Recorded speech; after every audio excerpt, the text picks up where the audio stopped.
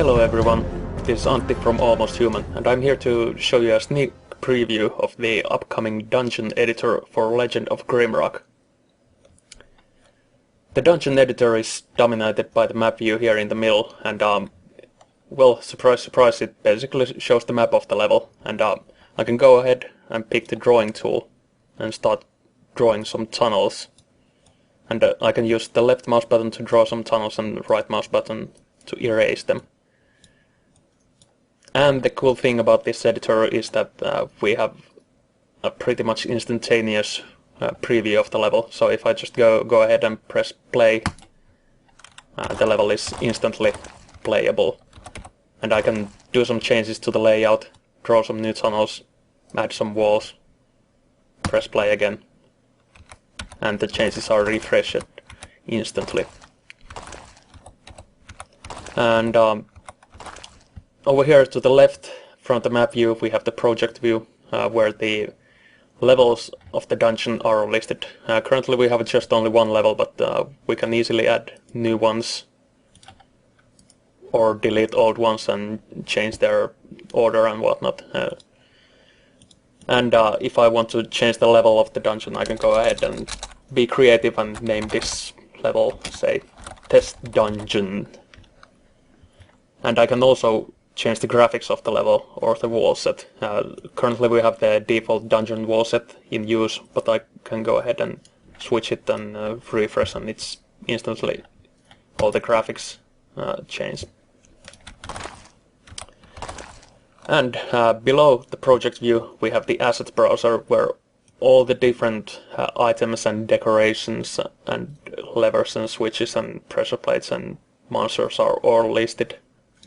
And there's quite a few of them, but I can use the filters to take a look at, say, only weapons alone, or just the monsters, or logic scripting helpers, or doors. So, for instance, this dungeon seems a little dark for my taste right now, so I can go ahead and add a torch to the wall. Let's go next to it, and now I'm gonna refresh it. Now we have the torch holder, but it's still kinda dark. I'm gonna go and take a closer look by pressing F. Now I'm in the full screen mode here in the preview, and yeah, you can see the torch holder here on the wall, but there's no torch on it. And to fix the situation, we need to use the select tool, pick the torch holder, and take a look at here in the inspector. The inspector lists all sorts of information of any asset you might pick.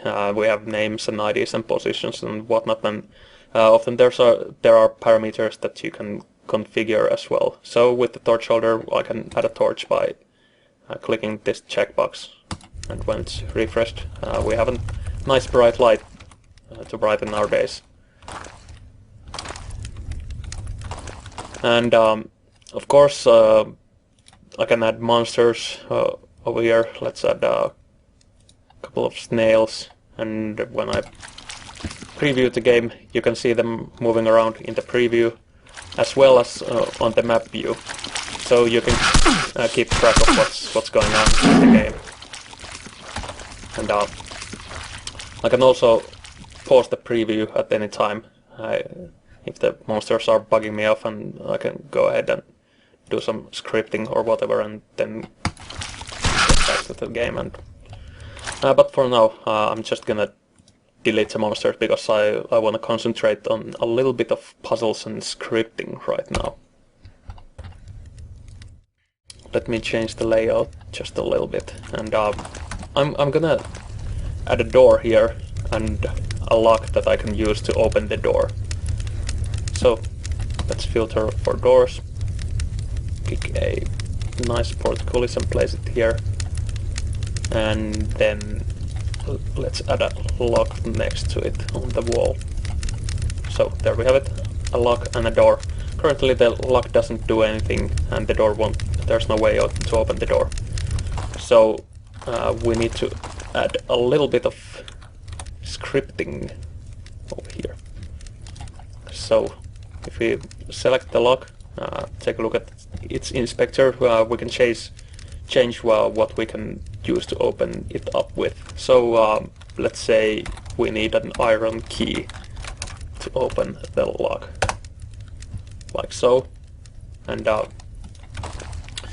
it won't open the door yet because it doesn't know what it needs to do when the lock is operated. So we need to add a connection between the lock and the door, and it happens by pressing this add connector button over here, and it gives us a fresh new connector. So what we need to do is we need to define a target and an action for this lock. When the lock is activated, we're gonna pick a target, which is the portcullis, and the action, which is gonna, well, I'm gonna leave it as open here. So now we have a functional lock, and to get the lock open, I'm gonna, of course, need the iron key. So let me place it over here. And now we have a nice functional level. The door is open. And that's a simple piece of script, but of course if I want to get fancy, I can go ahead and, well, let's say that I'm gonna add a nasty trap as well for the player. I'm gonna carve a little bit of new tunnel over here. And when the player opens the lock, I'm gonna shoot a fireball at him. And to get the fireball to the level, I'm gonna use a spawner right here in front of this demon head. So now if I go to the spawner, I can set the spawned entity as fireball. You know, you can use the spawner, of course, to spawn enemies or whatnot if you want to, but I need a fireball right now. So I'm gonna add another connector for the lock and pick the spawner as its target. So now when the lock is activated, it does two things. It opens the door and it launches the fireball. Let's see how it goes. Here's the iron key. Boom. Just got blasted by a fireball. So that's the very basics of scripting in the Legend of Grimrock dungeon editor. Of course, if you want to go a little more in depth in creating the levels, we have these script entities that you can place, and you know, you can write any sort of Lua script here, and the possibilities are pretty much endless when you go that way. And so that's the editor in a nutshell, and I hope you liked what you saw here. And the editor will be a free update to Legend of Grimrock. So thank you, bye bye.